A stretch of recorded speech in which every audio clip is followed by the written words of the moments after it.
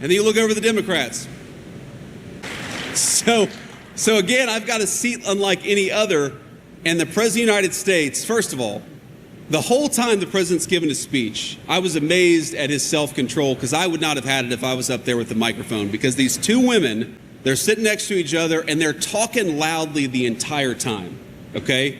So there's a point at which I almost look over at him and go like this. But see, this is the thing you can't do when you're sitting behind the President. I would have gotten in trouble for that.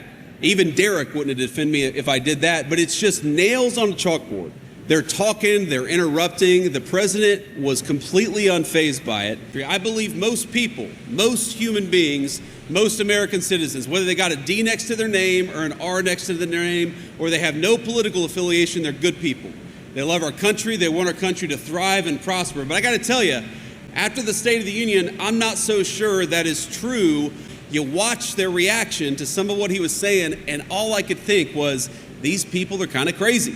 I'm sitting right next to the Speaker of the House. I'm sitting right behind the President of the United States. And I've got one internal monologue going on, one thought in my head the whole time, which is, don't make a stupid face. So you say, like, for example, you had this beautiful little girl, had such a sweet moment with her dad. You may have remembered. She was probably 6 years old.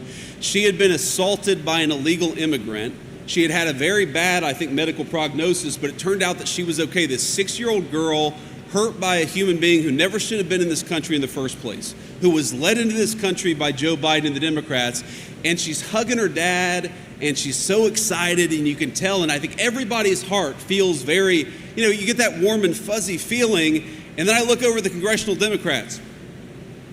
What kind of a person can't stand up and cheer for an innocent young girl? And then the President had this line, I'm not going to get it exactly right. Stand up and cheer if you believe that the American government's first priority should be to look after American citizens. And then you look over the Democrats. Complete silence, no reaction at all. I have never seen a person more angry in my life than Nancy Pelosi when the President of the United States is calling out insider trading. And the answer is because they know they don't answer to you. They answer to people who have corrupted this country. They answer to people who opened the border. They answer to people who got rich off of illegal immigrant labor. We want you guys to get rich off of the labor of American citizens. We want American workers to get rich for working hard, not illegal aliens. These guys, they don't serve you. Watch a speech of any of the congressional Democrats. Go watch if you can handle it.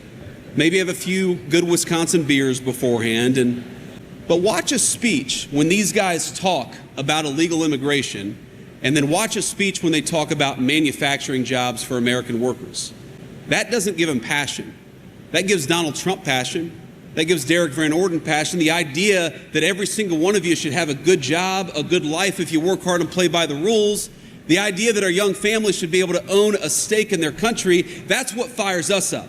That's what we're fighting for in government. But you watch these congressional Democrats, what really fires them up, they get really mad at the idea that we're deporting illegal immigrants. They talk about the dreams of illegal immigrants who have come into our country, but what about the dreams of you? I'm not going to tell you, and I know there are a lot of people who are going to watch clips of this or even watching it live right now. I'm not going to tell you you're going to agree with us, agree with me on every single issue. That'd be impossible. I'm not asking you to agree with us on everything. I'm asking you to remember who serves you.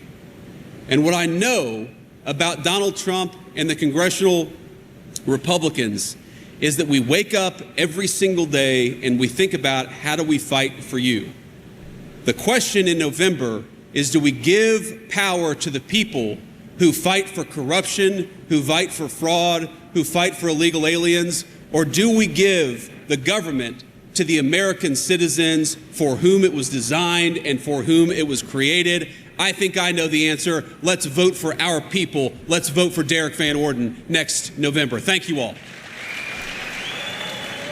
And so the question of the next election is not, do we want low taxes? And of course we do. It's not, do we want a secure border? And of course we do. It's a more fundamental question than that.